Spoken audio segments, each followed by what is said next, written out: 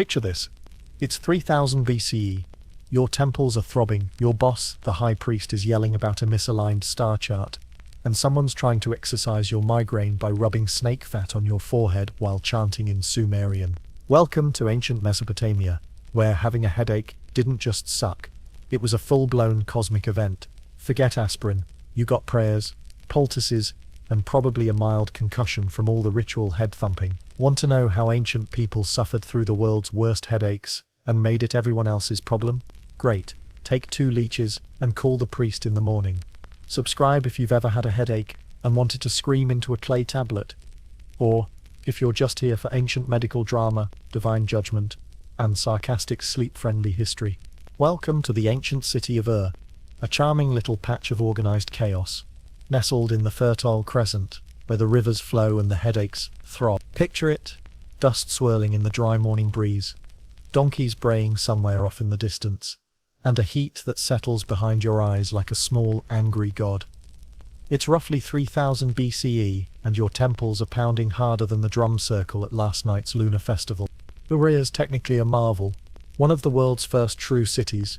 It has streets, kind of a postal system carried by sweaty teens, and taxes, of course, but hidden beneath all the architectural pride and mud brick glory is another Mesopotamian legacy that doesn't get the museum treatment: the world's first documented migraine. That's right, while everyone else was busy crediting these folks for inventing writing and beer, they were also pioneering a far more intimate tradition: chronic, barely treatable skull pain. Let's set the scene. You're a low-ranking temple clerk. Your job: copying grain records for a priest who thinks everything is an omen. You've been sitting cross-legged on a stone floor for 6 hours straight, squinting at a wax tablet with a stylus that could double as a dental tool. The sun is baking the clay walls around you. The air smells like goat. Your frontal lobe is staging a mutiny. Now in our modern world, you'd down a couple of ibuprofen, call in sick, maybe scroll WebMD just to be sure you're not dying. But in Ur, you don't have the luxury of blaming dehydration or caffeine withdrawal. No, here, headaches are a cosmic statement, a divine blog post written across your nervous system. According to the locals, when your head hurts, it's because something, or more accurately, someone, is angry, and usually that someone has wings, a beard, and a nasty habit of throwing lightning bolts at people's sinuses. Mesopotamians didn't just suffer their pain in silence. They assigned it meaning, hierarchy, even names. The Sumerians believed that every symptom was tied to a spiritual cause. Headaches, in particular, were signs of imbalance between the natural and supernatural world. You weren't just in pain, you were cursed. Cursed by demons, or ghosts, or your neighbor's wandering envy. And no, they didn't have receipts, but they did have tablets. Thousands of them. One such tablet, now housed in the British Museum next to 5 broken pottery shards, and someone's idea of a god statue, contains the first known written complaint about a headache.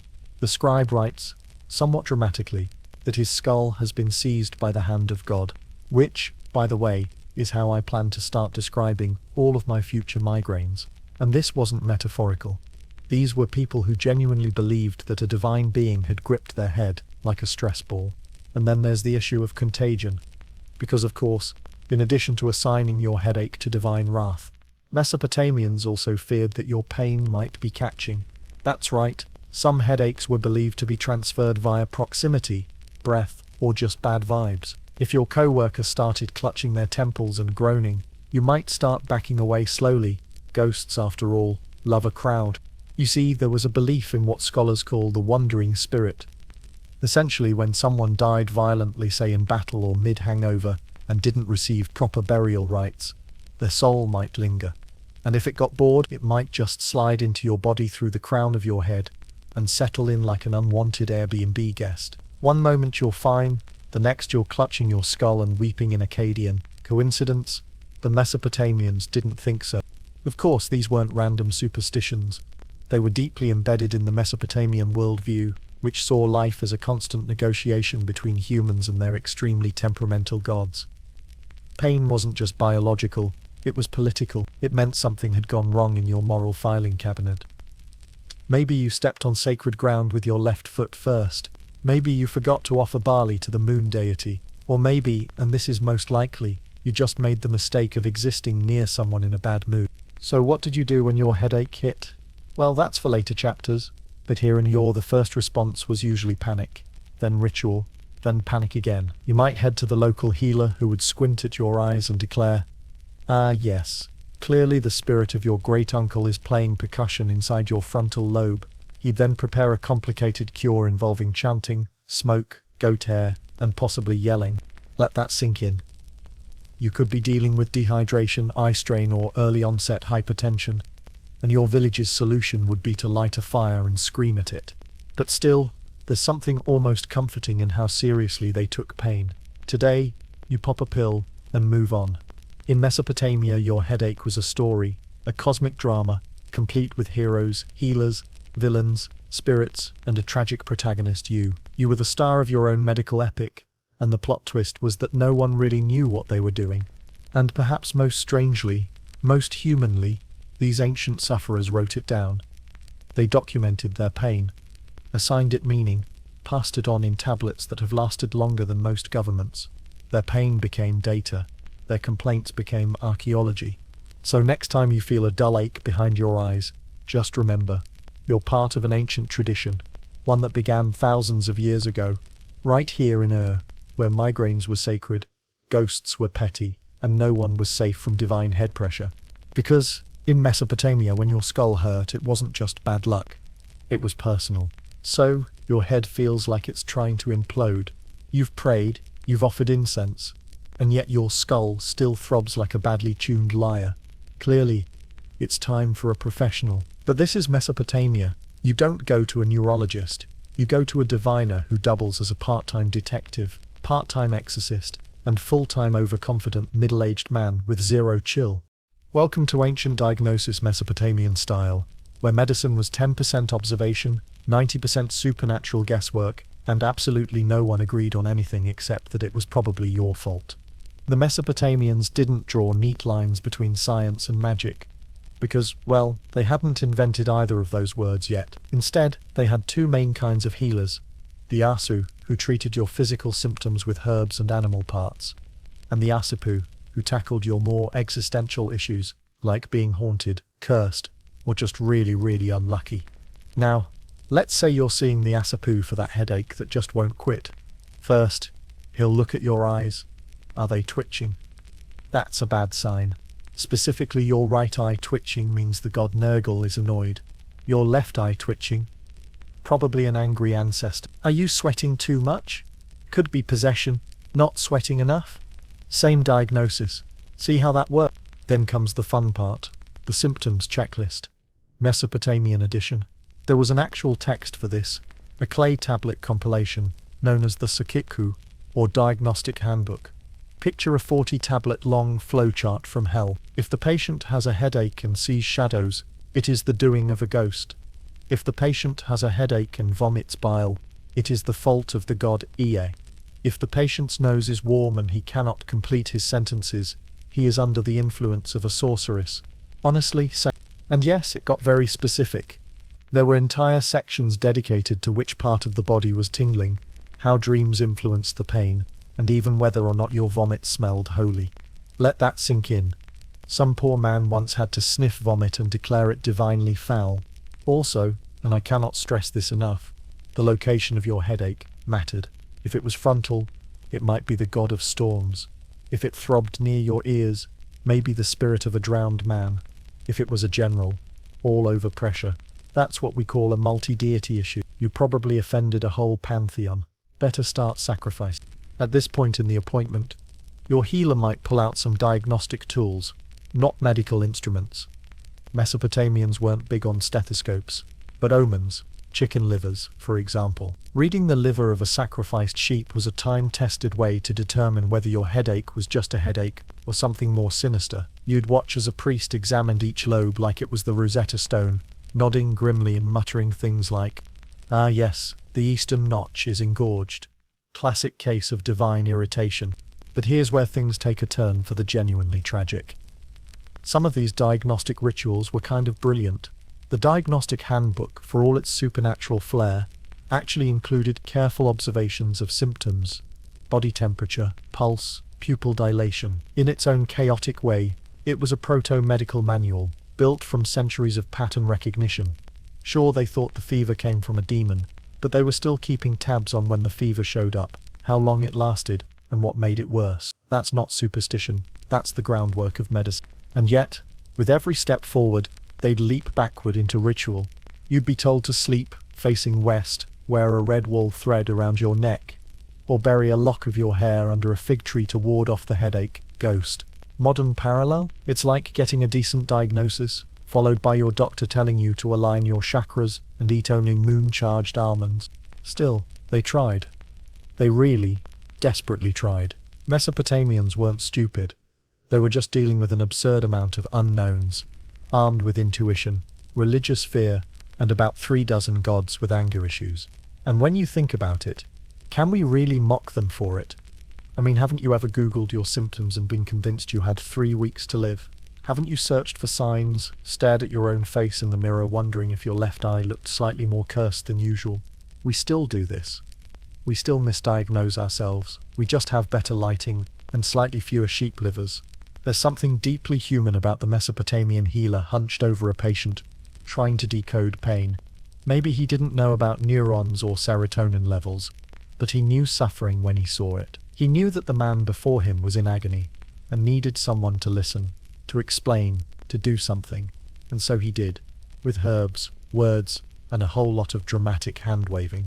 So the next time your head hurts, and you start doom-scrolling symptoms, remember, there was once a man in a robe who examined your tears, waved some incense, and declared your headache to be the result of divine disapproval. And people listened because they needed to believe that the pain had meaning, that it wasn't just random, or worse, ignored. And honestly, who doesn't want to believe that their migraine is the result of angering a storm god? So your forehead is pulsating like a drum circle gone rogue. Your spiritual healer has declared you defiled by a shadow, and you still have a 12-hour shift copying fish inventory. What now? Well, fear not, because ancient Sumerians, masters of canals and catastrophizing, had a full-on toolkit for surviving a headache. And yes, calling it a survival kit is generous, but it's either that or death by incantation overload. Let's start with the basics. Onions. Lots of them. If your head hurt in ancient Sumer, you were probably handed a bulbous raw onion and told to rub it against your temples. The logic?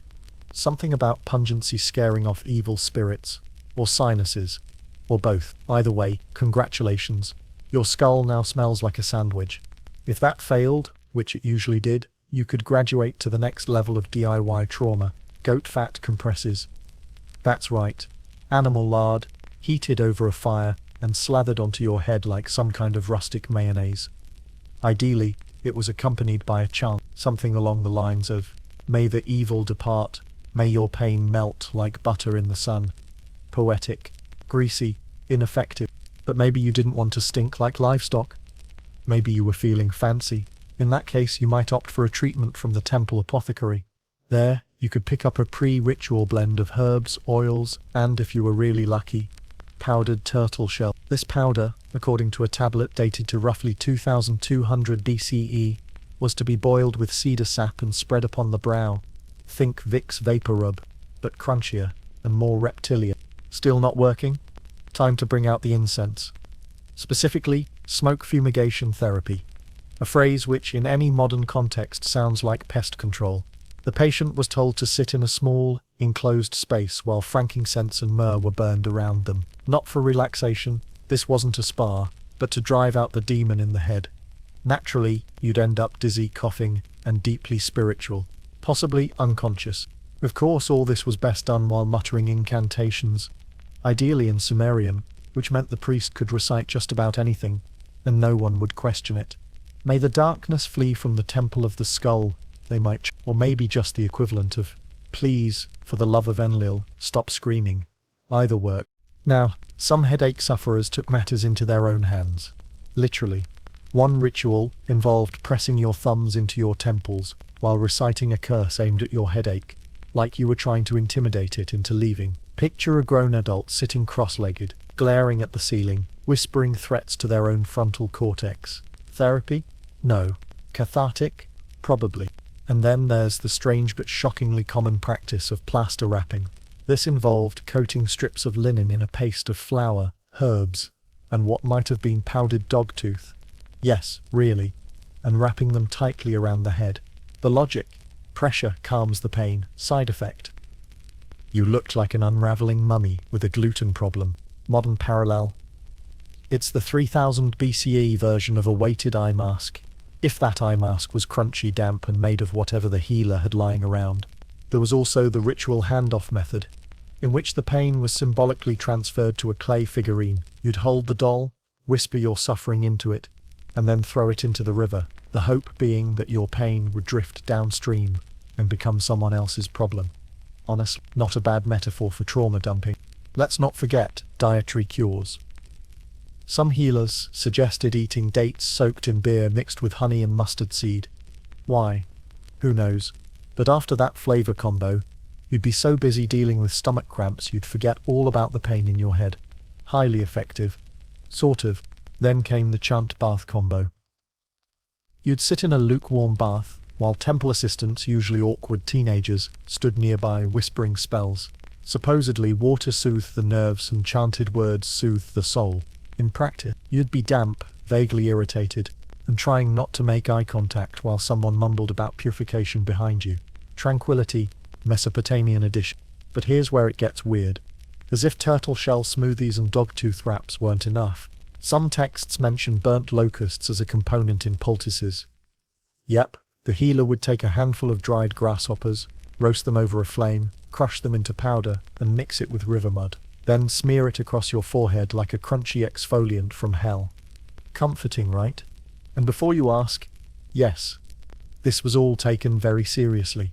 There were dozens of tablets detailing these recipes, passed down for generations. You didn't just improvise a headache cure, you followed the sacred instruction, because pain was never just pain. It was a test, a signal, a spiritual statement, even if that statement smelled like fermented garlic and regret. Now, let's take a breath here. Let that sink in. Dust, goat fat and all. Imagine waking up with a splitting headache, reaching for a hot compress, and instead being handed a burning incense stick, a fistful of onion pulp, and a whispering teenager with a frog amulet. You're not just trying to feel better, you're surviving a performance art piece. And yet, there's something tender here. For all its absurdity, this Sumerian survival kit is a story of hope. People were suffering, yes, but they were also trying. They made salves. They wrote chants. They shared advice. Even the weirdest remedy, looking at you, burnt locust balm, came from someone trying to help. Someone who saw pain and responded not with apathy, but with action. So yeah, laugh all you want at the turtle shell head rubs. But at the end of the day, a civilization rose, suffered, and kept trying to make it suck a little less. One sticky goat fat compress at a time. So, nothing's working. You've rubbed onions on your face. You've bathed in foul-smelling herbs. You even screamed into a clay doll before hurling it into a river like you were casting a spell on your ex. And yet, your skull is still buzzing like a hornet's nest dipped in wine. It's time to go nuclear. It's time for Babylonian magic. Now let's clarify something. This wasn't the fun kind of magic. No sparkles, no talking animals, no dramatic wand twirls. Babylonian magic was grim, dusty, bureaucratic, and often involved yelling at demons through smoke. Basically, it was customer service for the spiritual world, except the hold music was chanting and the representative was a man in a beard who probably hadn't slept since the last lunar eclipse. And to the Asipu, the ritual healer, spiritual specialist, and full-time supernatural middle manager. If you had a headache, and the Asu's potions weren't cutting it, the Asipu was your next stop, and things were about to get weird. Step 1. Identify the source of the problem. Not in a logical, symptom-based way, but more of a metaphysical blame game. Was it a demon? A ghost? A god? A dead relative with a grudge? In Babylon, your migraine wasn't about stress or diet. It was about relationships, with the divine, with the dead, with your own guilt. Honestly, it was like therapy with extra fire hazards. Now the Asipu would begin the ritual of expulsion. You, the sufferer, would sit on a woven mat inside a designated purification zone, usually marked by stones, herbs, and someone burning things that smelled like expired cologne. The healer would then tie thin leather strings around your head, sometimes around the temples, sometimes around your entire forehead, to trap the malevolent force inside. Yes, You heard that right. Trap the headache. Babylonian healers believed that pain was a being, an actual entity, that had invaded your skull and could be lured out, tied down, or coaxed into leaving if you created the right conditions. Like trying to evict a raccoon with incense and poetry. And then came the chanting. The healer would recite a string of Sumerian or Akkadian verses, passed down through generations, often starting with something gentle and ramping up to full verbal warfare. Think, "Oh, Divine One, release this man's head from your grip," escalating to, "Begone, foul presence, leave this skull before the sun sets." Bonus points if there was rhythmic drumming involved. Extra bonus points if the drums made your headache worse. Now, while your healer was yelling at invisible entities, he'd probably be waving something, a feather, a reed brush, or even a fish spine around your face in aggressive, erratic patterns. Why? Because pain hates unpredictability, or maybe it just made the healer feel important. Either way, you sat there, eyes twitching, nodding respectfully as a man smeared sheep oil on your scalp, while shouting at your left eyebrow. But it gets better. Some rituals required buried offerings. That meant taking a personal object, a lock of your hair, your fingernails, maybe even a piece of your old tunic, and burying it near a crossroads, a ziggurat, or the city wall. Symbolically, this acted as a decoy body for the demon to move into. In theory, the malevolent spirit would see the buried item, think, "Ooh, new host," and transfer itself there. In practice, it's the Mesopotamian version of ghost fishing. If the buried item trick didn't work, you could also try mirror scrying, staring into polished obsidian, or water, while the Asipu described your pain aloud.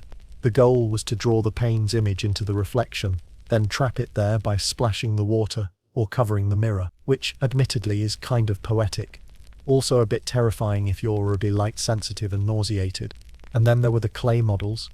Small figurines shaped like spirits, demons, or generic angry blobs. You'd whisper your symptoms into the model, kiss it, awkward, and then smash it ceremonially. That was supposed to release the pain and symbolically destroy its source. Congratulations, you just created the world's first stress doll. Let that sink in. They made tiny pottery effigies, cursed them with your suffering, and then shattered them as a way to reclaim peace. Honestly, better than most modern coping mechanisms. But perhaps the most fascinating and unsettling part of Babylonian headache magic was the emotional toll it acknowledged. These weren't just clinical rituals, they were performances of grief, guilt, and vulnerability. Pain wasn't seen as weakness, it was seen as imbalance, a sign that something bigger was wrong, that your soul, your home, or your ancestors were out of alignment. So you weren't just being healed, you were being seen. The chants, the oils, the smoke, the strings, all of it said, "You matter, your suffering matters." Sure, it was filtered through divine fear and extremely sketchy neurology, but the core impulse was almost tender. Maybe that's why people kept returning to these rituals, even when they didn't always work, because sometimes the cure wasn't in the herbs or the strings. It was in the ritual itself, the moment someone sat with you, took your pain seriously, and whispered, "Let's try again." So next time you reach for the painkillers, imagine needing a goat, a priest, and a moonlit Thursday just to feel mildly better. And maybe, just maybe, be grateful that no one's smearing you with fish oil while chanting at your scalp. Yet, imagine waking up on a straw mat in a mud brick room, the size of your modern bathroom, minus the plumbing, of course. Your head is pounding, not a dull ache, no, this is a Category 5 skullquake. Behind your eyes, something is staging a rebellion. You haven't even opened your eyes yet, and the world is already too loud, too bright, and somehow too damp. Welcome to your life as a patient in 2000. You're not royalty, obviously. If you were, you'd have servants, wine, and some priest massaging your temples with cinnamon oil, while muttering something about moon spirits. But no, you're a mid-level scribe, which means you get the budget version of healthcare. That means no magic dolls, no donkey liver poultices made by the temple elite. Just your cousin Ardu, who once shadowed a healer for 2 weeks and now thinks he's qualified to wave burning feathers in your direction. First step? Ardu insists on a home ritual. He drags you to the shade of the courtyard fig tree and places a reed mat on the ground. Because healing is apparently more effective when done directly on sun-baked clay, you sit cross-legged, sweating profusely, while he lights an incense bundle made of crushed date leaves and something he swears is definitely medicinal, but smells suspiciously like pigeon droppings. Then comes the chant. Ardu's voice cracks halfway through the invocation to Enki, god of freshwater and general DIY healing. His pronunciation is ambitious, but he's doing his best. He sprinkles beer onto the ground, an offering, obviously, not a waste, and then begins waving his hands over your head like he's trying to banish a mosquito with rhythm. You close your eyes not because it's working, but because watching this makes your headache worse. Eventually, he pulls out a salve made from mashed figs, goat milk, and something gritty that might be crushed bone. You ask. He says, "Don't worry about it." Comforting. He smears the paste across your forehead and temples with the urgency of someone late for a festival. It's warm, it drips, it does absolutely nothing. By mid-afternoon, you've tried lying still, breathing deeply, and even whispering your symptoms into a cracked pot, part of a local curse redirection ritual. It worked last week for your neighbor's toothache. You, however, are not so lucky. Your pot shatters before you finish the chant. Bad omen? Probably. Eventually, your mother intervenes. She declares your cousin's methods a disgrace to the gods and drags you gently, but with force, to the local healer. This is not one of the temple priests. This is Etelu, the community asked. He's been treating villagers since the last eclipse, and carries the permanent scowl of someone who's seen too much head pus in his life. Etelu lives in a stone hut that smells like garlic and boiled leather. He grunts when you enter, points at a flat stone bench, and begins his exam. He presses your temples. He pokes the bridge of your nose. He lifts your eyelids and grumbles something about bad wind in the brain. He then instructs his apprentice to fetch the sheep bile. Yes, bile, not optional. The apprentice returns with a small clay jar. Etelu dips a reed brush into the sludge and paints a symbol across your forehead, a sacred spiral meant to undown the knot of pain. You are now officially part of the local art installation. You smell like a compost heap. The pain in your head has not changed. But wait, there's more. Etelu instructs you to lie face down while he applies pressure to the base of your neck. To realign the sacred river, he explains. You do not ask questions. He presses. Something cracks. You see stars, possibly divine. It is unclear. Then comes the final step. The herbal paste wrap. Etelu prepares a mixture of crushed juniper, burnt barley, and donkey hair. Why? Don't ask. And smears it onto a linen cloth. This is then wrapped tightly around your head. You look like a rejected mummy. You feel marginally cooler. It might be working, or maybe you've just gone numb from heat stroke. He sends you home with strict instructions. No shouting, no bright light, no spicy food, and absolutely no staring at eclipses.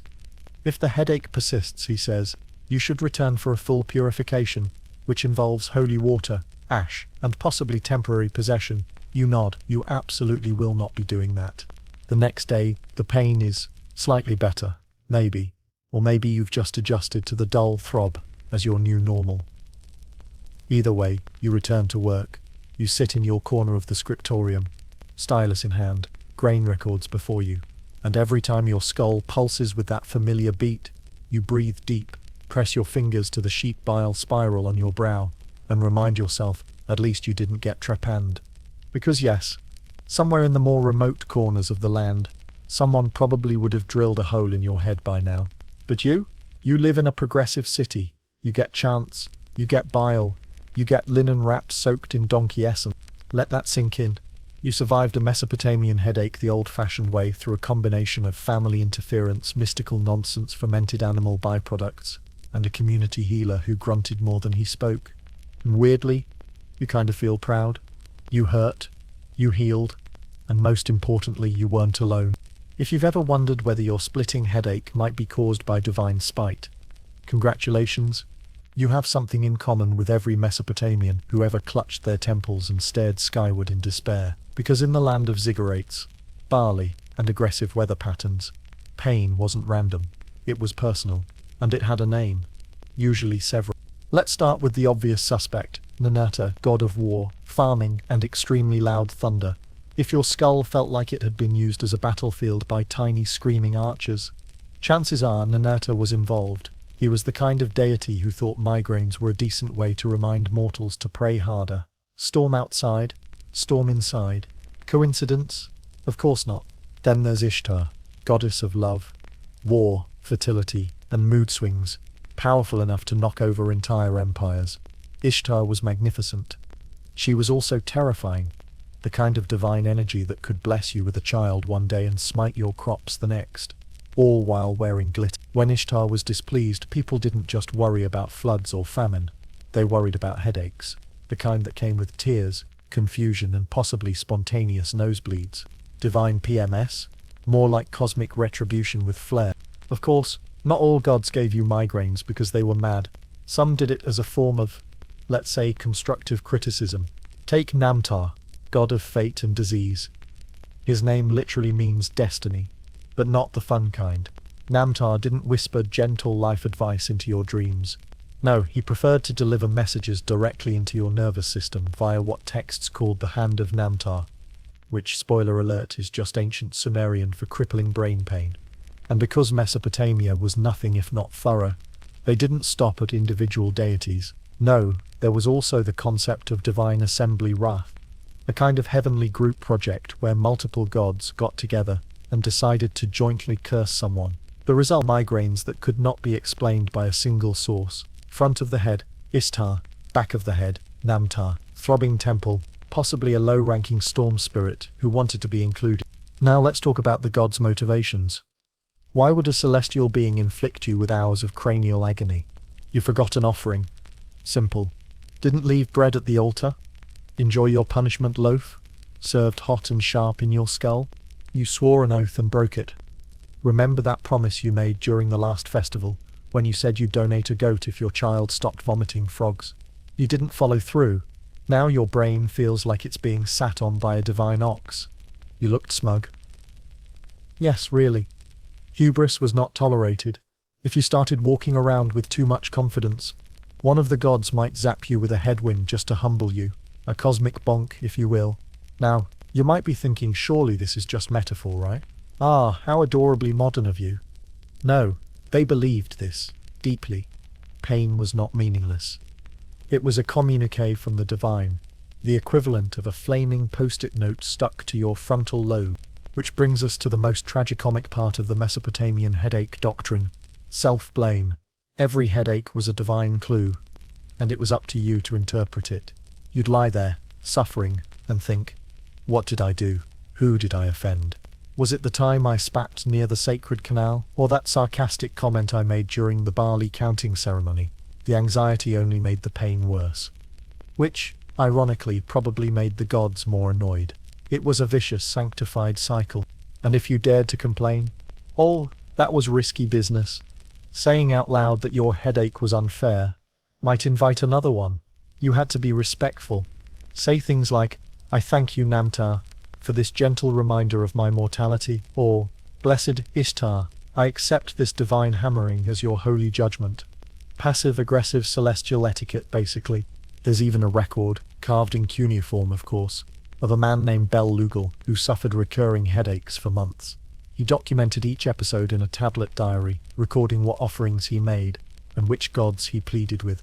On the third day of the barley moon, I offered dried figs. Pain continued.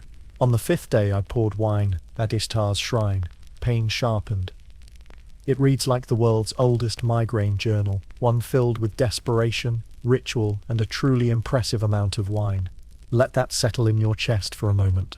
This wasn't just discomfort.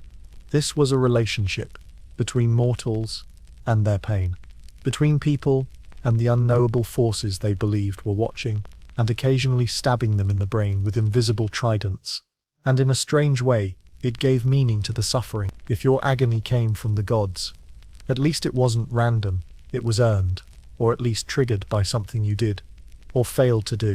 Which, let's be honest, still sounds a lot like our modern guilt complex. Ever had a headache after skipping the gym, or downing half a pizza? Ever muttered, I deserve this, while fumbling for aspirin? We may not worship Ninurta anymore, but we still bow before the altar of self-inflicted blame. So next time your temples throb, and you think, why me? Just remember, in ancient Babylon, they had an answer. The gods were watching, They were listening. And occasionally, they were mood-swinging their way into your nervous system to remind you who was boss. And weirdly, that kind of makes the pain feel sacred. So you've ruled out divine punishment. You made your offerings. You didn't insult any fertility statues. You even complimented the moon last night, just in case she was feeling sensitive. And yet, the headache remains, pulsing, mocking, brewing behind your eyeballs like angry soup, which means only one thing: you've been cursed. Or worse, someone gave you the evil eye. Welcome to Mesopotamia's other favorite explanation for pain: interpersonal spiritual sabotage. Let's be honest, blaming gods is easy. They're distant, mysterious, and probably too busy with smiting schedules to care about your daily drama. But curses? Those are local, personal, delivered with love and malice from the people around you. Family, neighbors, cow workers with suspiciously symmetrical eyebrows. In Mesopotamian society, jealousy was considered contagious. If someone envied your sandals, your barley yield, or your recent engagement to the temple musician, that emotional energy could manifest as a literal force. And if that envy wasn't contained, meaning if the person didn't go home and pray it away, it could leap off their soul and burrow straight into your head. Result: spiritual migraine. Side effect: lingering paranoia. Which brings us to the evil eye, a concept so baked into ancient culture, it still shows up on keychains today. In Mesopotamia, the evil eye wasn't just a metaphor, it was a weapon. Direct eye contact, especially from someone in a bad mood, could inject bad luck or pain. If that person stared too long at your child, your sheep, or your forehead, congratulations, you've been hexed. And no, sunglasses were not an option. To guard against this, Mesopotamians wore protective amulets, little carved objects shaped like fish, stars, or vaguely screaming faces. You'd hang one around your neck or pin it to your clothing, hoping it deflected stray curses like a spiritual firewall. And if that failed, time to call in the Asapu again for a full-blown curse extraction ritual. Here's how that looked. Step 1. Identify the source. This involved asking pointed questions in the community, usually with the subtlety of a brick through a window. Has anyone recently looked at me weirdly? Did anyone compliment my hair too enthusiastically? Was anyone unusually silent when I mentioned my new clay roof tiles? It didn't take much to build a suspect list. Gossip was spiritual epidemiology. Once the suspected cursor was identified, the healer would begin a ritual unbinding. This involved string, always string, usually dyed red or black, tied in symbolic knots around your wrist, ankle, or of course head. Each knot represented a layer of the curse being bound and removed. You'd chant phrases like, "May the binding be undone," or "May the envy return to its sender." Subtle. If the headache persisted, it meant the curse was more serious. Maybe even a possession. Yes, that was a thing. Mesopotamians believed certain spirits, especially the restless dead, could slip into your body if you passed too close to their grave or ignored a funeral rite. These were called etimu, and they were clingy. Once inside, they'd settle somewhere inconvenient, usually the head, and start rearranging the furniture. Symptoms of possession included headaches, nausea, forgetfulness, talking to shadows, or the classic feeling watched while alone. If that sounds like a 3 a.m. panic attack, you're not wrong. Ancient people weren't diagnosing anxiety, they were diagnosing haunted foreheads. So how did you get rid of your ghost? Option 1. Smoke it out. Literally, a fire would be built near your head. Not too near, hopefully. And resins, herbs, and occasionally animal fat would be burned to drive out the spirit. You were expected to remain calm, recite protective lines, and not sneeze. Sneezing, ironically, was believed to open the soul even wider. One wrong snort, and you'd let in a second ghost. Double migraine. Option 2. Transfer the spirit. This could involve whispering your pain into a figurine, a clay bowl, or disturbingly a live animal. Chickens were popular. You'd hold the chicken, focus on your pain, and then let the healer recite the incantation. As this bird departs, so too shall the spirit depart. The bird would then be released, or in some cases sacrificed. Either way, the hope was that your headache would fly away on flapping wings, leaving behind only the faint guilt of paltry displacement. But sometimes, the curse couldn't be traced. Maybe it came from a passerby, or a jealous spirit pretending to be a breeze. In that case, the healer would recommend spiritual cleansing, a catch-all ritual involving water, chants, and being gently smacked with leafy branches while kneeling in river mud. Cleansing, but make it theatrical. Let's pause for a moment, because while it's easy to laugh at chicken-based therapy and head ghosts, what's really happening here is something heartbreakingly familiar. People trying to make sense of unexplained pain, trying to assign meaning to suffering. We still do this. We call it energy, karma, bad vibes, Mercury retrograde. I knew I shouldn't have texted him back. Logic. We're not so far removed from our Mesopotamian cousins whispering at dolls. And sometimes, the rituals worked. Not because they scared the ghost away, but because they created a sense of control when the world was unpredictable, and medicine was 60% guesswork. Rituals gave people a script, something to do while they waited for the pain to pass, something to believe in, something to blame. So next time you get a headache and wonder if it's stress, dehydration, or maybe just Linda from accounting giving you side-eye during lunch, consider the Mesopotamian mindset. Maybe your pain isn't random, maybe it's personal, or maybe, just maybe, the chicken isn't the problem. Either way, you might want to grab an amulet, just in case. So you've tried everything: home remedies, spiritual yelling, a goat fat head wrap that now smells like fermented despair, and your headache still feels like it's being hand-carved by a vengeful deity using a flint chisel. At this point, there's only one option left: temple medicine, Mesopotamia's answer to urgent care. If urgent care included incense, judgmental priests, and significantly more sheep-related ingredients. Welcome to the temple clinic, where your pain is taken seriously, but only after it's been analyzed for signs of moral failure. Temples weren't just spiritual centers, they were multifunctional hubs. Worship, government, education, and healing, all in one handy complex. Picture a cross between a cathedral, a DMV, and a Whole Foods, with live animal sacrifices, and nestled somewhere between the statue of a god and a very confused goat pen was the temple healing ward.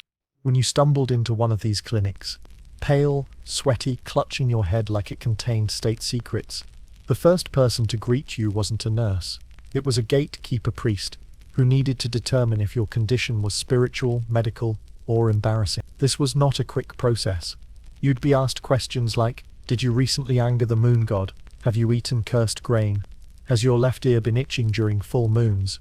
It's like a WebMD symptom checker, but with more existential dread. If you passed this celestial triage, you'd be led inside, past the inner courtyard, under a stone archway, and into a shaded treatment chamber. The air would be thick with the scent of burned cedar, crushed myrrh, and the unmistakable tang of nervous sweating. You'd lie on a woven mat, stare up at the reed ceiling, and try not to sneeze as smoke wafted across your face. Then the priest-physician would arrive, robed, bearded, and deeply unimpressed. He'd examine you with a combination of practiced calm and mild contempt, the ancient equivalent of an overworked doctor who thinks you're probably just being dramatic. He'd begin by examining your aura. Not metaphorically, literally. Using a polished copper mirror, he'd angle the reflection across your face, searching for discoloration, twitching, or the faint shimmer of demonic presence. If your skin looked dull or shadowed, that was a sign that something spiritual was definitely festering inside you. A very serious diagnosis.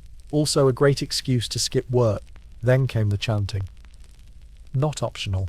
The healer would recite a sequence of incantations, usually written on clay tablets he'd consulted earlier that morning. These weren't just spells. They were prescription tailored to your symptoms, astrological sign and number of goat-based sins committed in the last lunar cycle.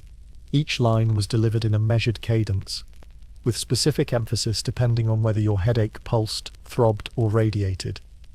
And if you thought your priest was just freestyling, think again. These chants had rules. Pronounce them incorrectly, and you risked making the spirit angrier, which meant the person responsible for your healing might also be the reason you woke up with a second ghost in your left nostril. Between chants, the priest would apply treatments, usually thick pastes made of herbs, oils, and occasionally wax. Yes, wax. Beeswax infused with cedar, mint, and animal bile was smeared across your forehead and wrapped with linen to seal in the prayers. This is what passed for a soothing compress. It was warm. It smelled like grief and forest floor. It was probably the highlight of your day.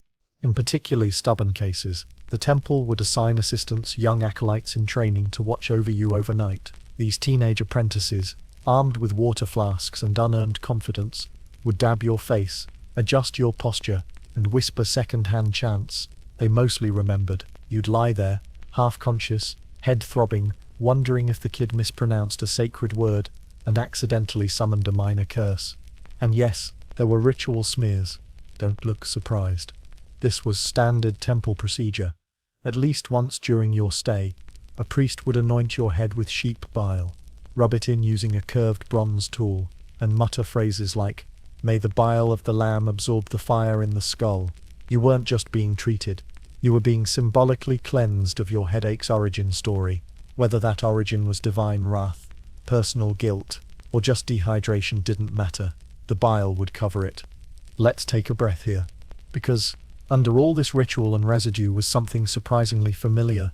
The desire to be taken seriously, to be heard, to be seen, not as weak or dramatic or expendable, but as someone in pain who deserved attention, effort, and a really elaborate smoke show. Temple healing was theatrical medicine. It didn't just try to fix you, it put on a production around your suffering. The chants, the smells, the incantations, the dramatic pauses, they weren't just for show, they were there to tell you your pain matters. The gods are involved, and we're doing everything, literally everything, to help. Even if that help involved gently smacking you with a reed fan while muttering to a moon statue.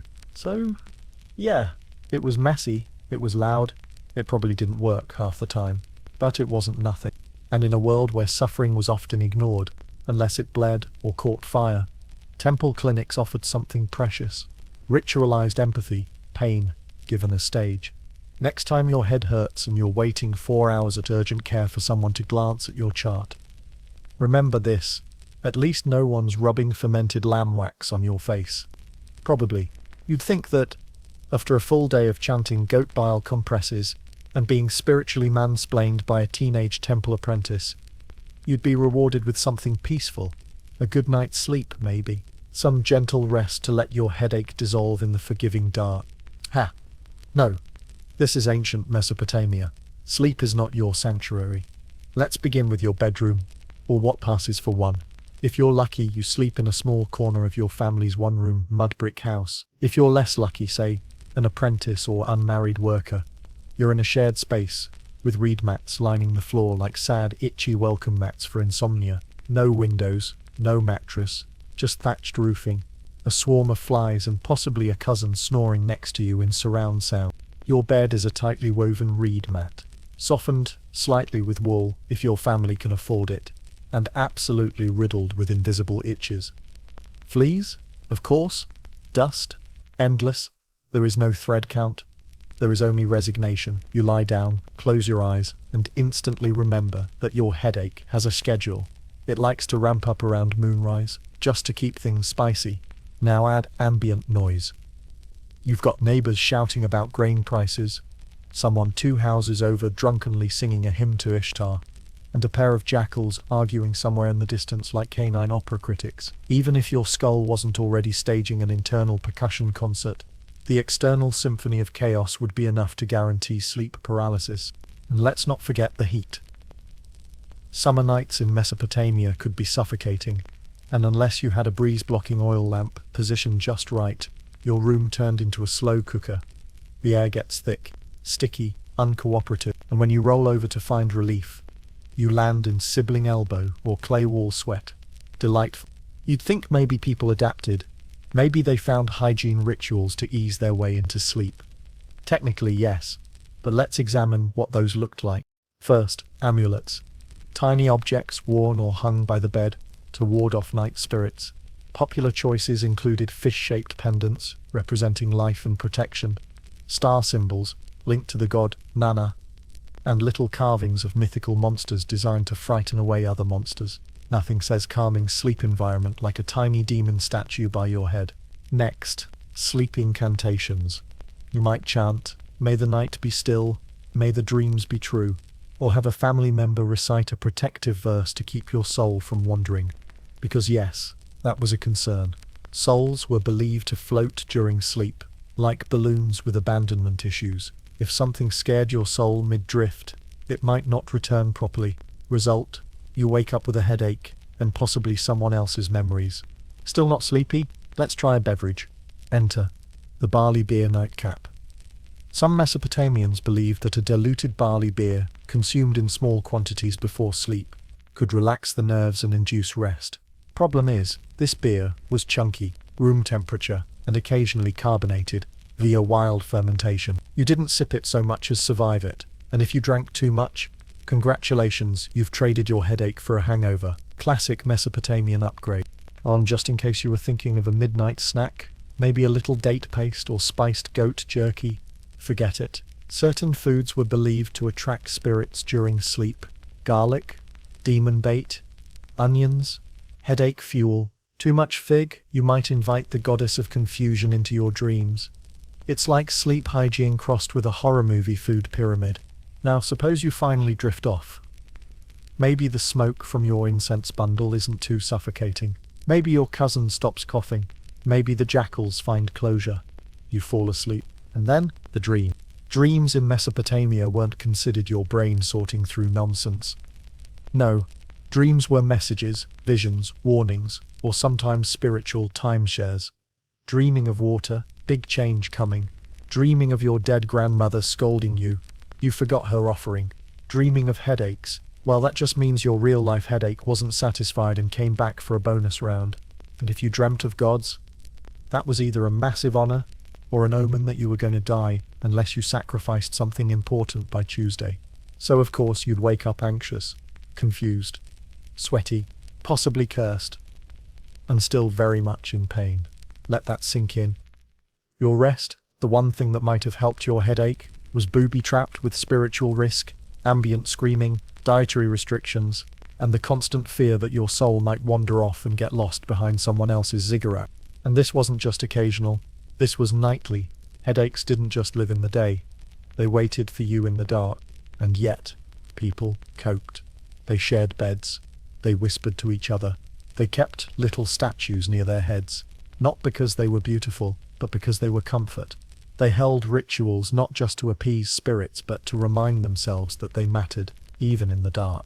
So, the next time you crawl into your memory foam mattress with your blackout curtains, and your white noise machine softly pretending to be a rainstorm, maybe pour one out, gently for the Mesopotamian insomniac, lying on reeds, head aching, whispering ancient lullabies to the shadows. Because sleep, it turns out, has never been easy. Let's be honest. At some point, your headache wasn't divine punishment, cursed energy, or a spirit making your skull its Airbnb. It was the beer. The thick, unfiltered, bubbly, vaguely chewable beer. Because in ancient Mesopotamia, if you didn't have a hangover, were you even living? Beer was everywhere. In rituals, in wages, in water flasks. Even temple workers were paid in beer. It was considered so essential that the goddess of brewing, Ninkasi, had her own hymn, which doubled as a recipe. Yes, you heard that right. The world's first song about beer was also an instruction manual, which is honestly kind of poetic, but no one sang odes to the hangover. There were no clay tablets, serenading the throb behind your eyes after your third gourd of fermented barley sludge. No statues carved in honor of that morning after moment when your liver filed a noise complaint. Yet it happened. Let's walk through it. It's the day after the festival of Ishtar, a celebration known for music, dancing, and enough beer consumption to make your ancestors blush. You wake up on a floor that might be yours, your tunic is halfway inside out, and your mouth tastes like ancient regret. Your head is indescribable. It doesn't just hurt, it resonates, like someone stored a very confused god in there overnight, and now he's pacing. You try to sit up? Mistake? Your stomach rolls like a Mesopotamian cargo ship during flood season. Light hurts, sound hurts, existing hurts. Somewhere outside, a rooster crows. You curse its lineage back 7 generations. This is not a divine curse. This is not a message from a storm god. This is barley revenge. Now, beer in ancient Mesopotamia was not the crisp filtered stuff you sip at a sports bar. It was a chunky, opaque, vitamin-packed sludge, brewed from malted barley, sweetened with dates, and often fermented in open clay pots. This was a beverage you consumed, not merely drank. It came with a straw, not for sophistication, but for filtration, to help you avoid chunks of grain, sediment, and the occasional insect doing laps. The alcohol content? Debatable. Some scholars estimate 2–4%, but the real kicker was volume.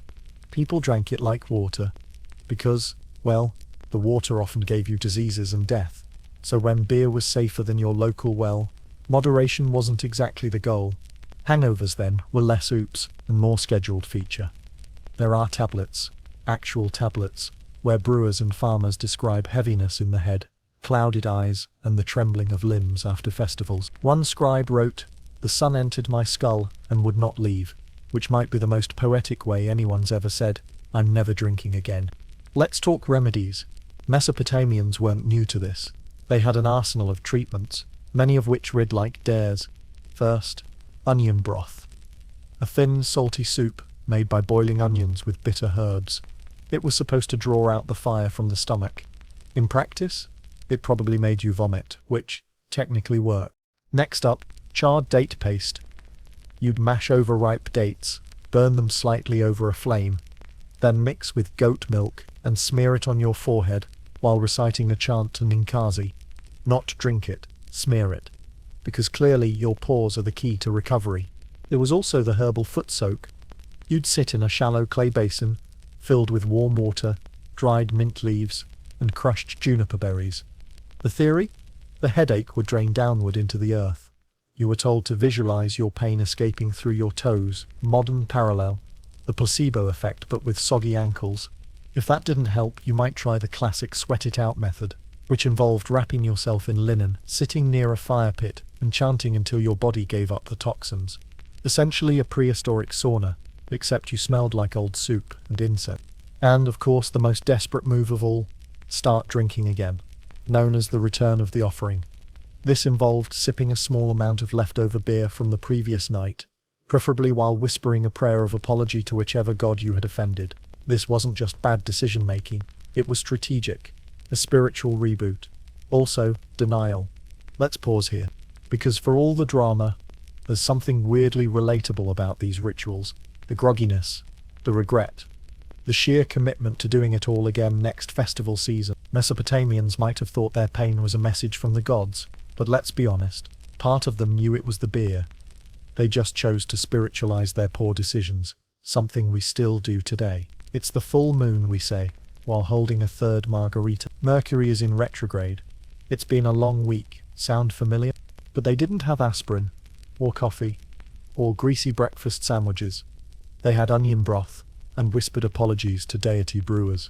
And they kept going, because beer wasn't just a drink, it was culture. It was tradition. It was, occasionally, divine communion in a ceramic cup. Pain was the price. And somehow, that made the ritual feel earned. So the next time you wake up with your brain trying to escape through your ears, picture a Mesopotamian farmer lying on a reed mat staring at the ceiling, whispering, "May Ninkasi forgive me," while rubbing date paste on his face. Because some headaches are eternal, and honestly, so is the hangover. Picture this. You're hunched over a wax tablet, stylus in hand, squinting at a list of fish deliveries from 5 days ago, trying to decode your own handwriting under flickering lamplight. The air is dry, the ink smells like boiled despair, and your head is slowly detaching itself from your spine in protest. Welcome to the glamorous life of a Mesopotamian scribe, the unsung bureaucratic heroes of civilization, and the first people to discover that paperwork is in fact a migraine trigger. Let's get one thing straight. Scribes weren't peasants. They were educated, respected, semi-literary celebrities in a world where most people couldn't even sign their own names. But prestige doesn't prevent pain. And being the ancient world's version of a civil servant meant endless hours of writing, copying, calculating, and correcting with zero ergonomic furniture. You sat cross-legged on a reed mat, your back arched like a wilted fern, your stylus clutched in a death grip, and your face an inch away from a wax surface reflecting the sun like a passive-aggressive mirror. You didn't just get headaches, you earned them. Now let's talk about lighting. Scribes worked in offices that ranged from dimly lit temple rooms to open-air courtyards where dust swirled like caffeinated bees. Your options were blinding sunlight or near total gloom. Either way, your eyeballs didn't stand a chance. Eye strain wasn't a possibility. It was the job description. And remember, these weren't ballpoint pens and spiral notebooks. You had a stylus carved from bone or wood, and your writing medium was either wet clay or wax. The margin for error, microscopic. One misplaced wedge and 10 goats became 10 gods, which is how you accidentally summoned a theological audit. Enter Nabuziri, a real scribe whose name shows up in Babylonian administrative records. We don't know much about him, but we do know he worked in a city called Sippar, and was once fined for writing a delivery total in unclear script. Translation: he had a headache, messed up a cuneiform wedge, and someone called HR. Imagine being publicly shamed in clay. Now, scribes weren't just expected to write. They had to read, memorize, interpret, and sometimes sing what they wrote. There were rituals where sacred texts had to be recited perfectly, in cadence, without a single syllable out of place. If you had a migraine during one of those performances, too bad. The gods don't reschedule for neurological disturbances. And because scribes were the middlemen between divine communication and earthly logistics, the pressure was immense. One wrong calculation in a grain tally, and an entire village went hungry. One missing line in a star chart, and you accidentally declared a bad omen before planting season. You think your job is stressful? Try explaining to the high priest that your headache made you forget to record Venus. Let's take a moment here. Headaches from eye strain, from stress, from overwork, from holding your breath while trying to draw a perfect wedge on a cracked tablet, using a splintered stylus while a supervisor mutters behind you about the glory of Enlil. This wasn't just discomfort, it was existential dread, pressed down onto your skull like a second job. And there was no PTO. No "I'll work from home today." No temple-sanctioned sick leave. If you didn't show up to scratch symbols into clay from sunrise to sunset, someone else took your place, usually a moody teenage apprentice who couldn't spell sheep without divine intervention. What did scribes do for relief? You guessed it. Salves, chants, and quiet weeping. Some texts recommend rubbing eye waters, a mixture of sour beer and powdered horn, onto the temples to cool the fire within the head. Others suggest pressing a clay amulet shaped like an open eye to the brow, while praying to the goddess Gula for deliverance. There's even mention of ear rituals, chanting into one ear to loosen the knot of pain behind the eyes. It's either neurology or interpretive dance. And then there were the coping strategies that didn't make it onto tablets, because they were too human, too quiet. A scribe leaning back for a moment to close his eyes, taking an extra walk to the river, just to breathe, whispering a curse at his own stylus, smiling bitterly when the ink ran dry. You don't need a clay tablet to imagine those moments. You just need to have worked through a headache before a deadline. So what do we take from this? That the ancient world had office jobs. That paperwork-induced suffering predates Excel spreadsheets. That scribes, those dignified keepers of knowledge, were also deeply tired people with sore necks and questionable vision, trying to keep their heads from exploding while calculating sheep taxes for the third time that week. And maybe, just maybe, that even 4,000 years ago, someone somewhere was rubbing their forehead, muttering, "I can't keep doing this," while slowly chipping out the word barley. Because behind every great civilization is a headache. And behind every headache is a scribe who needs a nap. So far we've covered individual suffering, the aching temples of scribes, the hangover regrets of barley enthusiasts, the spiritual misadventures of goat fat enthusiasts. But what about the collective headache? What happened when pain wasn't just personal, but widespread? When entire communities looked around and said, "Is it just me, or is everyone's head on fire?" Welcome to the world of ancient Mesopotamian public health, or as close to public health as you can get when your medical infrastructure is made of reeds, prayer, and a small army of underqualified teams burning herbs in alleyways. Let's be generous and say that Mesopotamians were trying. They understood that illness could spread. They didn't know about bacteria or viruses, but they knew that if your neighbor had a headache and then you got a headache, maybe you should stop borrowing their water jug. Correlation, not science, but progress. Some cities even had laws that in retrospect read like ancient versions of quarantine protocols, except more spiritual and significantly more dramatic. There are recorded edicts stating that if someone exhibited contagious signs of affliction, headaches included, they were to be ritually cleansed before returning to communal spaces. Translation: if you showed up pale, sweating and muttering about shadows behind your eyes, you got sent to the temple bathhouse for an incense scrub and spiritual timeout. And if you didn't follow those rules, you could be fined. Actual silver fines. Not for being sick, but for infecting others. Spiritually, of course. One law from the city of Eshnuna states that if a person carries the curse of headache into a gathering, they may be held responsible for any subsequent afflictions. It's the Mesopotamian version of "hey, don't come to work sick," only enforced by priests with very little chill. To prevent communal outbreaks of head-based misery, temples promoted preventative rituals. These included weekly purification walks around the ziggurat, barefoot, naturally, where participants chanted verses designed to cool the fire of the body and soothe the brow. Think meditation circle meets religious parade with bonus sunstroke. Then there were amulet distributions. In some cities, priests handed out protective charms to vulnerable populations, pregnant women, the elderly, children, and yes, scribes. These amulets were mass-produced by Mesopotamian standards, each stamped with sacred symbols, strung with dyed fibers, and blessed by someone who probably hadn't slept in 2 days. You were told to wear it close to your skull, not because it worked, but because it gave the illusion that someone was doing something. Let's pause and breathe that in, because this is starting to sound familiar.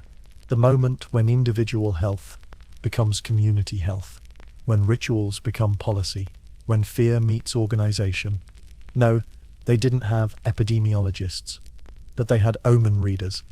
And in their own chaotic way, those guys served the same function. They interpreted patterns. They gave advice. They pretended they understood what was happening. And occasionally they were right. Now, did everyone follow these guidelines? Of course not. There were always rebels. You know the type. The Mesopotamian who refused to wear his amulet because the gods gave me strong blood.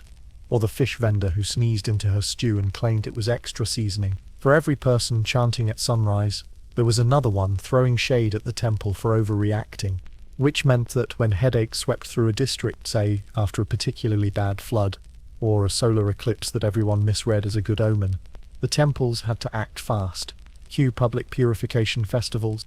Imagine it, crowds gathered in the city square, people moaning into clay bowls, priests swinging censers like over-caffeinated figure skaters, and music so off-key it made the headache worse. Children cried, goats panicked. Someone always fainted, but at the end of it, the city felt lighter, cleansed, or at least too tired to complain.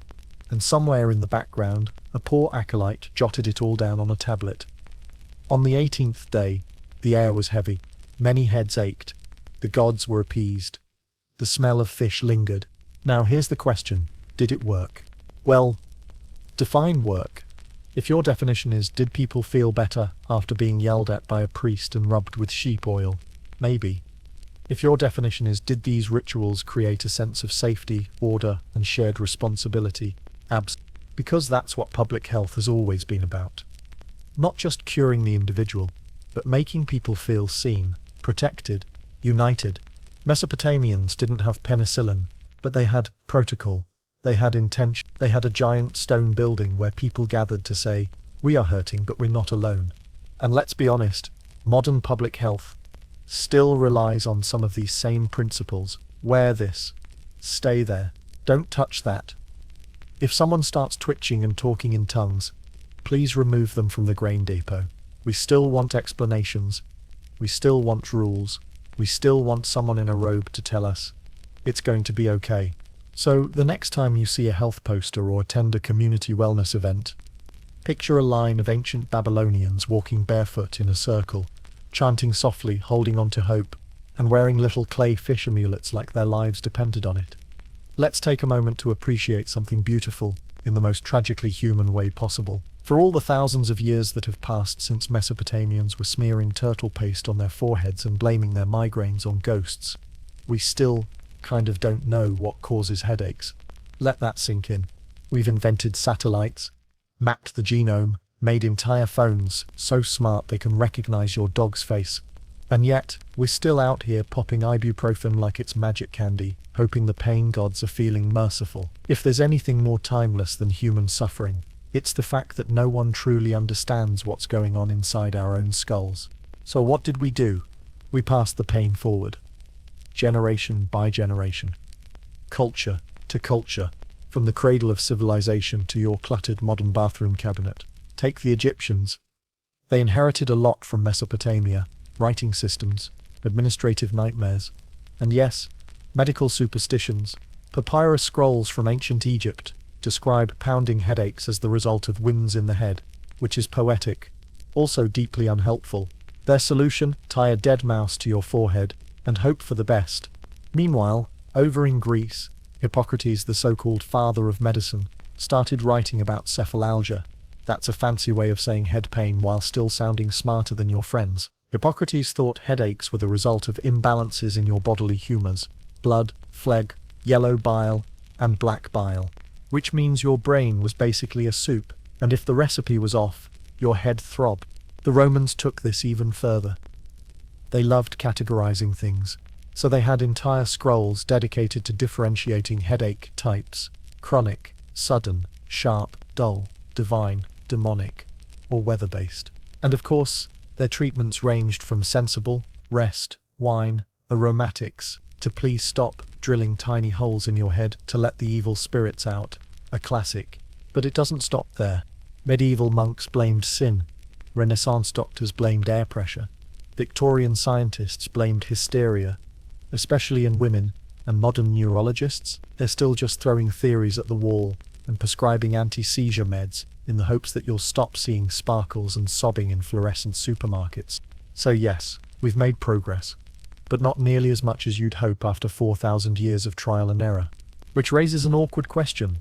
If humanity has failed this hard at curing something as common as a headache, what else are we hopeless misunderstanding?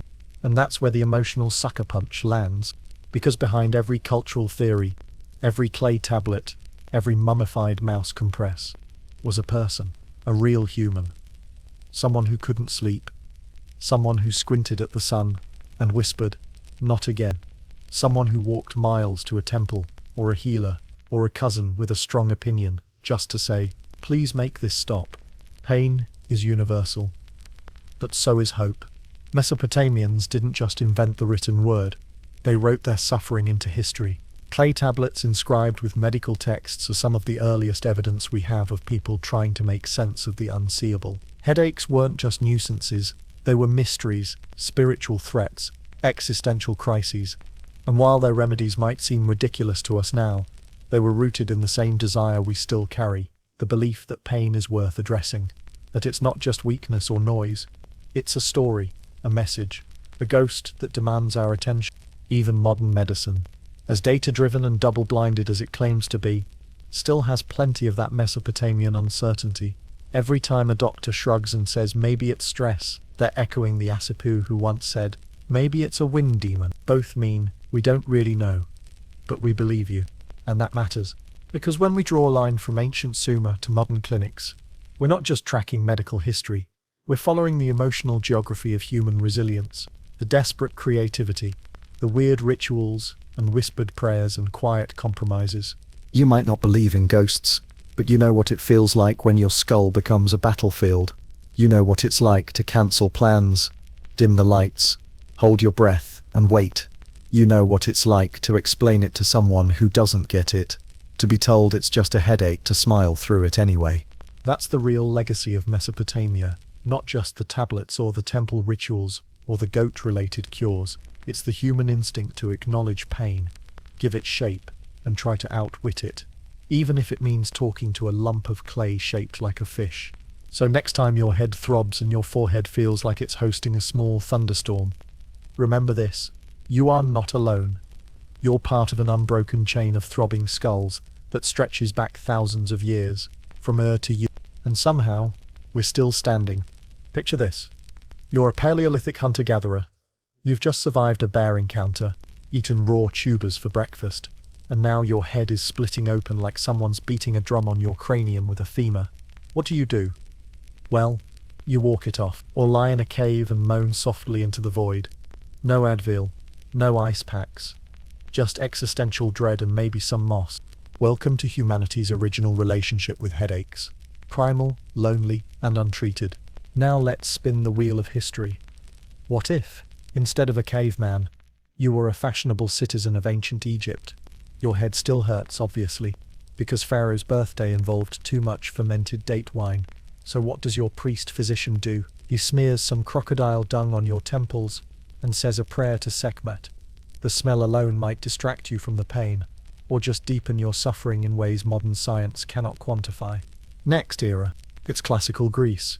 You're lounging in a toga, debating philosophy, and suddenly you're struck with a blinding pain over your left eye. Socrates calls it a divine affliction. Hippocrates offers some boiled cabbage. And if that doesn't work, well, there's always trepanation. That's right, drilling a hole in your skull to release the pressure. An ancient version of turning it off and on again, except with a chisel and zero anesthesia. Still with me?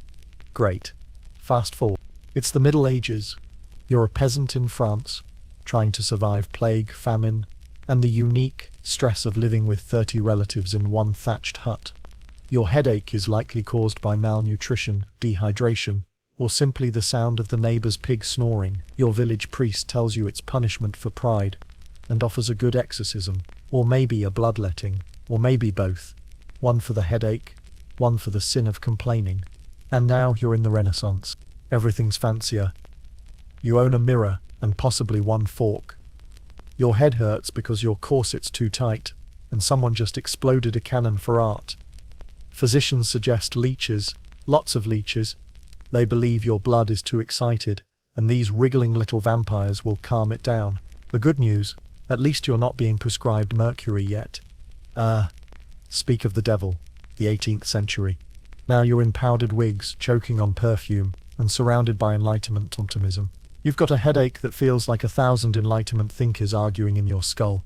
You go to a physician who suggests snail water, a delightful concoction made from crushed snails, herbs, and desperation. If that fails, they might advise a quick purging from both ends, because medicine, at this point, is just a roulette wheel of bodily fluids. Jump again. You're a Victorian lady in London. You suffer from female hysteria, otherwise known as being alive while female.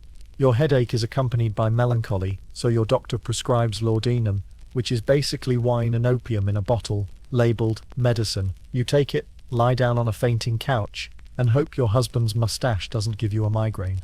Now, let's talk 20th century. You're in the post-war years. Your headache might be from rationing, shell shock, or your new office job with fluorescent lighting. Finally, there's aspirin.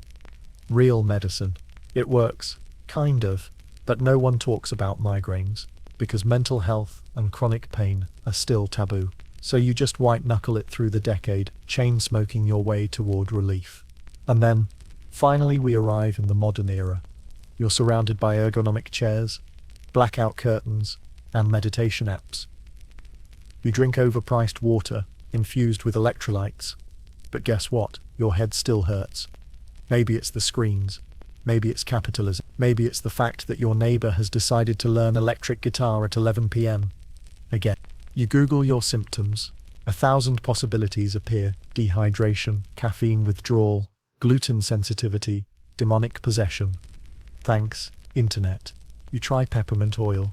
You try yoga. You try screaming into a pillow. Nothing helps. So you pop 2 painkillers and accept that no matter how far we've come, your brain is still one good drum solo away from rebellion. Which brings us to the deeper point. Across time, across empires and ages, humans have had one common complaint. My head hurts, and we've thrown everything at it. Science, superstition, snails, holes in the skull. Yet, pain remains a constant companion. It shapeshifts with the culture, but it never leaves. And maybe, just maybe, there's a strange kind of comfort in that. Because while we like to believe we're more advanced, more evolved, the truth is we're still deeply, wonderfully, tragically human.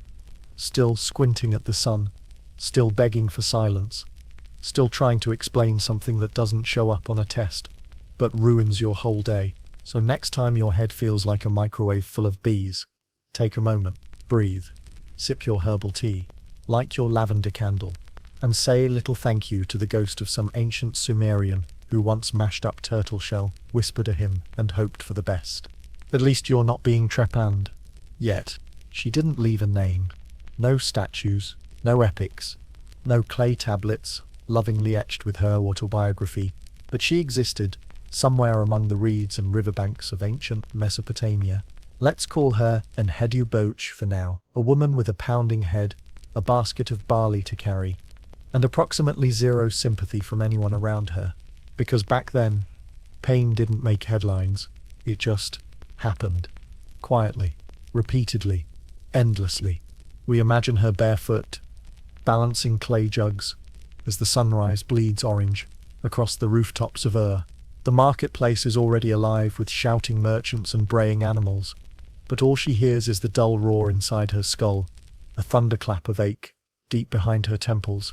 Was it stress, dehydration, an ancient gluten intolerance? Doesn't matter. All she knows is that the world feels sharper, meaner today. No one asks her why she's squinting. Headaches aren't worth mentioning. Not when your neighbor's goat just gave birth in the kitchen again. She probably tries a remedy, something her grandmother taught her, a smear of fig sap behind the ears. A chant whispered between breath and hope. Maybe she chews on a root that tastes like spoiled dreams. None of it helps. But she keeps going, because what else is there? And this is where things get quietly emotional. See, pain is invisible. It leaves no footprint, no monument, no royal decree.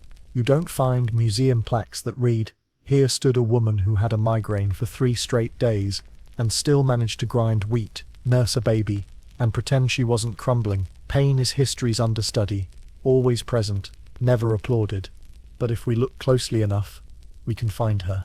In the wear on the clay tablet where a scribe pressed too hard while wincing, in the soft indentations of a headrest, shaped by nights of restless turning, in the healing prayers carved onto a shard of pottery, almost too faded to read. There she is.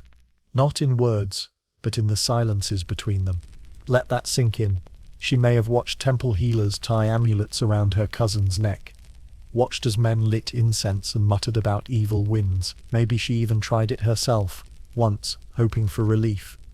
Instead, the smell made it worse, and she excused herself to go throw up behind a pomegranate tree. She never got a day off. No one said lie down, no one said you've done enough. She just did what women have done for millennia.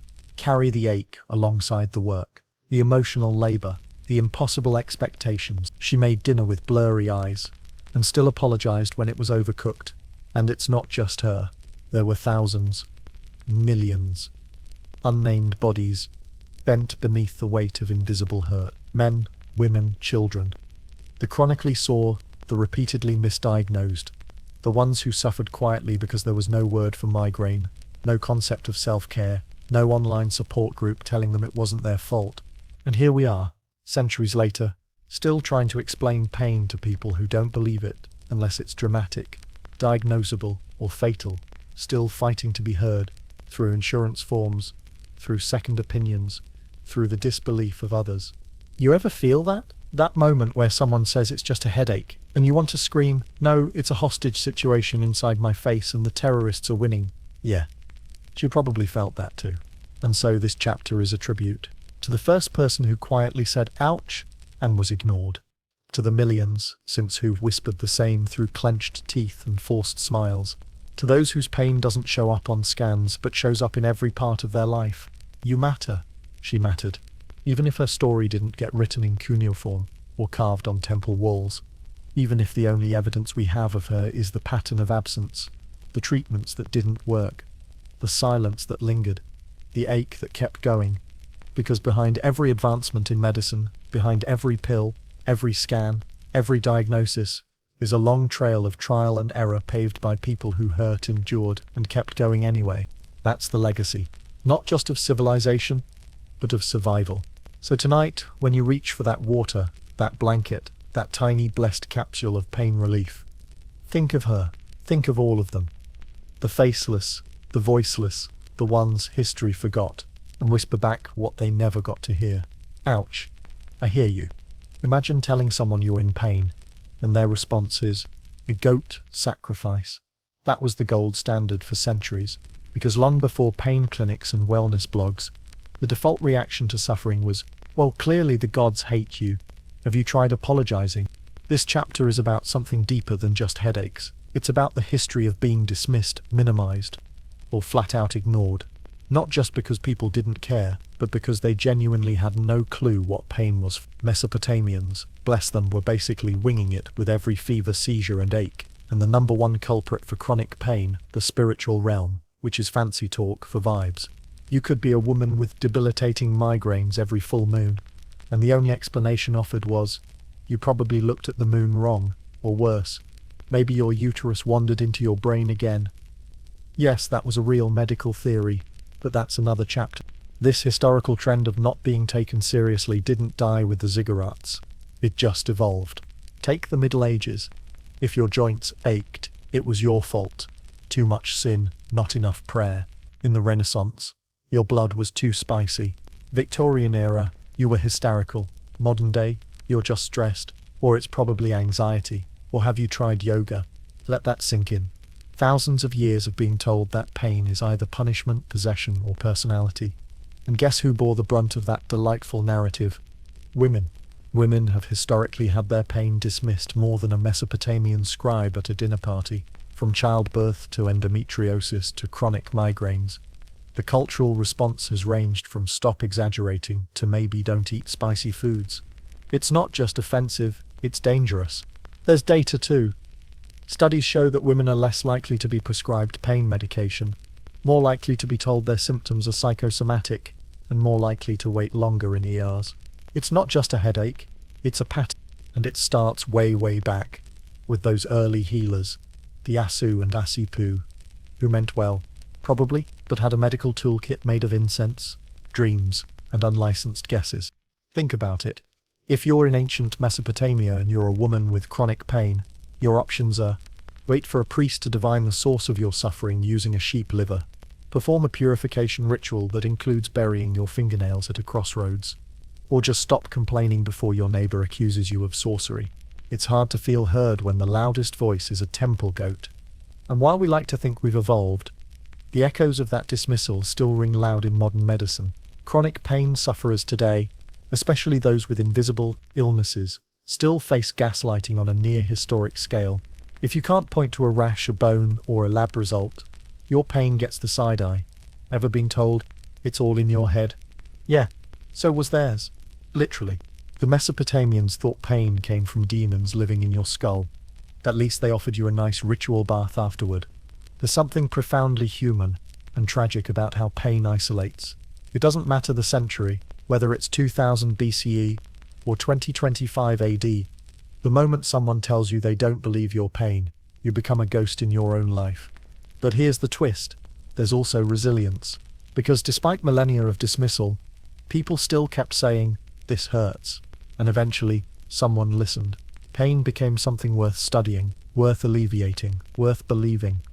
The first neurology texts emerged. Pain scales were invented. We figured out nerve endings, inflammation, tension triggers. Still a mess, but a slightly more informed mess. And even today, communities have formed around chronic pain forums, groups, hashtags, all screaming into the modern void. I exist. I hurt. Stop telling me I'm imagining it. It's oddly hopeful. We've come from blaming demons to dissecting neurons, from goat guts to MRIs, from chanting priests to patient advocates. Still, the journey isn't over. There are still people sitting in dark rooms, clutching their temples, wondering if they're crazy. There are still doctors saying, probably just hormones. There are still partners who sigh and say, again. So if this chapter does anything, let it do this. Validate. If you've ever had pain that no one understood, if you've ever had to perform normalcy while your insides rioted, you're part of a very old, very human club. You're not making it up. You're not alone. And no, it's not just the wind spirit in your forehead. Alright, let's play a game. It's called, Would You Survive a Headache in Ancient Mesopotamia? Spoiler alert, probably not. But hey, optimism is a modern invention. Let's set the scene. You wake up in 2500 BCE. The sun is barely up. Your reed mat smells like mildew and domestic goat. Someone outside is already shouting about fish prices. Your temples are throbbing like a war drum. Welcome to Monday. You reach instinctively for a glass of water. Joke's on you. Water is suspicious here. Untreated, unfiltered, and possibly hosting a small civilization of bacteria. You drink it anyway. Immediate regret. Now what do you do about your headache? Option A. Visit the Asu, the medical healer. He'll take one look at you and declare your pain the result of wind-spirit imbalance. His prescription?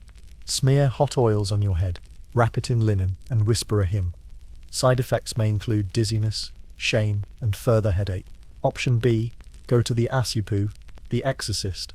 He'll chant for hours and tell you your skull is haunted by a minor demon named Head Wanderer.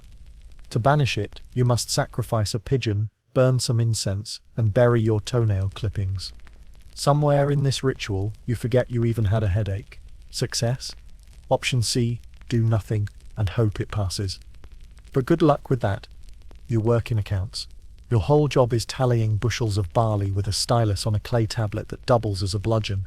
Your boss, Hamu the night picker, is breathing down your neck, mumbling about temple quotas. You're dehydrated, sleep-deprived, and probably allergic to whatever's living in your hut's walls.